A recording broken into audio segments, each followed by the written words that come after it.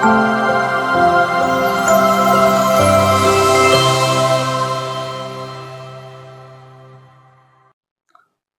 இயேசு கிறிஸ்துவுக்குள் எனக்கு அருமையானவர்களே, நம் ஆண்டவர் இயேசு கிறிஸ்துவின் நாமத்தினால் உங்கள் அனைவரையும் வாழ்த்தி வரவேற்கிறேன். என்னை நோக்கி மன்றாடு, உங்கள் கூக்குரலுக்கு நான் செவி கொடுக்கிறேன் என்கின்ற ஆண்டவருடைய வார்த்தையை நமதாக்கி கொண்டு இன்றைய வார்த்தை பகிர்வு நிகழ்வுக்குள் செல்லலாம். பொது காலம் 7வது வாரத்தில் வருகின்ற வெள்ளிக்கிழமையில் இருக்கின்ற வாசகங்களை பற்றி நாம் சிந்திக்க இருக்கின்றோம். முதல் வாசகமாக சீராக்கினுடைய ஞான நூல் புத்தகத்திலிருந்து நமக்கு செய்திகள் கொடுக்கப்பட்டிருக்கிறது.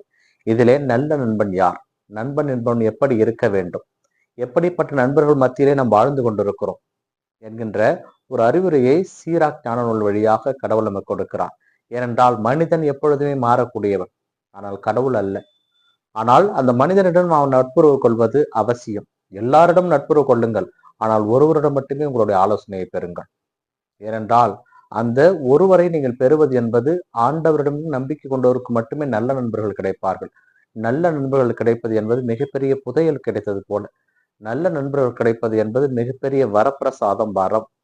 அப்படிப்பட்ட அந்த நல்ல நண்பர்களை நீங்கள் கற்றுக்கொள்ள வேண்டும். அவர்களை யார் என்று தெரிந்து கொள்ள வேண்டும் என்றால், உங்களுடைய துன்ப வேலையில யார் உங்களோடு உடன் இருக்கிறார்கள் என்று.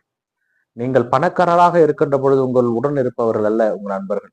உங்களுடைய துன்ப வேலையிலே, நீங்கள் எல்லாவற்றையும் இழந்த வேலையிலே உங்களோடு உடன் இருப்பவன் தான் உங்களுடைய உண்மையான நண்பன். அப்படிப்பட்ட ஒரு நண்பனை நீங்கள் பெற வேண்டுமானால் ஆண்டவரிடம் நீங்கள் அச்சம் கொள்ள வேண்டும். ஆண்டவரிடம் அச்சம் கொள்கின்ற பொழுது அப்படிப்பட்ட ஒரு நல்ல நண்பர்கள் நீங்கள் பெற்றுக்கொள்ள முடியும். ஏனென்றால் நல்ல நண்பர்கள் என்பது ஆண்டவர் நமக்கு கொடுக்கின்ற மிகப்பெரிய கொடை. அந்த கொடையை நாம் பெற்றுக்கொள்கின்ற மக்களாக வாழ வேண்டும் என்றால் கடவுளை நாம் ஏற்றுக்கொண்டு அவருடைய நியமங்களையும் கட்டளைகளையும் நாம் கடைபிடிக்க கடமைப்பட்டிருக்கிறோம். இந்த நற்செய்தி வாசகத்தின் வழியாக நம் ஆண்டவர் இயேசு கிறிஸ்து மனமான ஒருவரை பற்றி பேசுகிறார். ஏனென்றால் பரிசேயர்கள் ஆண்டவரிடம் கேட்கின்ற கேள்வி இதுதான்: ஒருவன் திருமணம் ஆன பிறகு தனது மனைவியை விலக்கி விடுவது முறையா என்கின்ற கேள்வி அவர்கள் கேட்கிறார்கள். ஆண்டவர் இயேசு கிறிஸ்து மீண்டுமாக அவரிடம் கேட்கின்ற கேள்வி, இதை குறித்து மோசே என்ன சொல்லி இருக்கிறார் என்று. மோசே மனவிலக்கு சான்றிதழ் எழுதி கொடுத்து விட்டு விலக்கி விடலாம் என்று சொல்கிறார். ஆனால் இயேசு கிறிஸ்து அவர்களை பார்த்து சொல்வது, உங்களுடைய கடின உள்ளத்தின் பொருட்டே அவர் இவ்வாறு எழுதி வைத்திருக்கிறார். ஆனால் நான் உங்களுக்கு சொல்லுகிறேன், ஆணும் பெண்ணும் ஒன்றாக இருக்க வேண்டும் என்பது கடவுள் இணைத்தது. கடவுள் இணைத்ததை மனிதன் பிரிக்காது இருக்கட்டும். ஆதாம் தனிமையில் இருப்பது நல்லதல்ல என கண்டுதான் ஏவாளை கடவுள் ஏற்படுத்தினார். அப்படிதான் அனைவரும் 2 பேரும் இணைந்துதான் இருக்க வேண்டும். இருவரும் இனி ஈருடல் அல்ல, ஓருடல். அப்படி இருவரையும் ஒன்றாக இணைத்த கடவுளை யாருக்கும் பிரிப்பதற்கான அனுமதி கிடையாது. அப்படி இருக்கின்ற பொழுது நீங்கள் கணவன் அந்த மனைவியை விட்டு இன்னொரு மனைவியிடம் செல்கிறார் என்றால் இந்த மனைவிக்கு எதிராக அவன் விபச்சாரம் செய்கிறான் அர்த்தம். மனைவி இந்த கணவனை விட்டு வேறு ஒரு கணவனுடன் சென்றால் கணவனுக்கு எதிராக மனைவி விபச்சாரம் செய்கிறார் என்ற அர்த்தம் என்று இயேசு குறிப்பிட்டிருப்பார். இதை இன்றைய காலகட்டங்களிலே மிகவும் மோசமாக போய்கொண்டிருக்கின்ற காலகட்டத்திலே நாம் நினைவு கூற கடமைப்பட்டிருக்கிறோம். எது உண்மையான உறவு?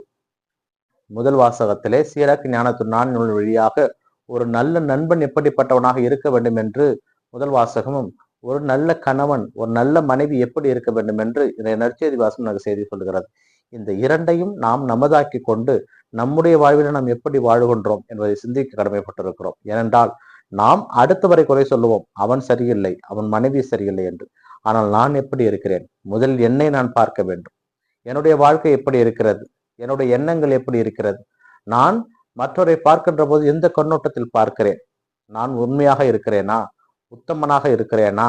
என்னுடைய நண்பர்களுக்கு நான் நல்ல நண்பனாக, உண்மையான நண்பனாக இருக்கிறேனா?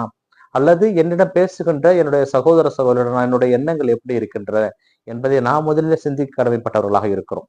ஏனென்றால் நாம் அனைவரும் கடவுளுடைய சாயல்கள், அதில் மாற்று கருத்து கிடையாது. ஆனால் அந்த கடவுளை ஏந்தி நிற்கின்ற இந்த இதயத்தில் நாம் என்னென்ன செய்து கொண்டிருக்கிறோம் என்பதை நாம் நினைத்து அதற்காக மனம் மருந்து அழைக்கப்படுகிறோம். விரைவிலே தவக்காலத்திற்குள் நுழைய இருக்கிறோம். அதனால் நம்மை முழுவதுமாக புடமிட்டு பார்க்க 40 நாட்கள் கடவுள் நமக்கு கொடுக்க இருக்கிறார். அந்த 40 நாளை நமதாக்கி கொண்டு இறைவனுடைய பாதையிலே நாம் செல்ல தேவையான அருளையும் ஆற்றலையும் நம் ஆண்டவர் இயேசு கிறிஸ்துவிலிருந்து பெற்றுக்கொள்வோம். இந்த நாள் உங்களுக்கு இனிய நாளாகவே அமையட்டும். இறைவன் இயேசு என்று வாழ்த்து பெறுவாராக. ஆமேன்.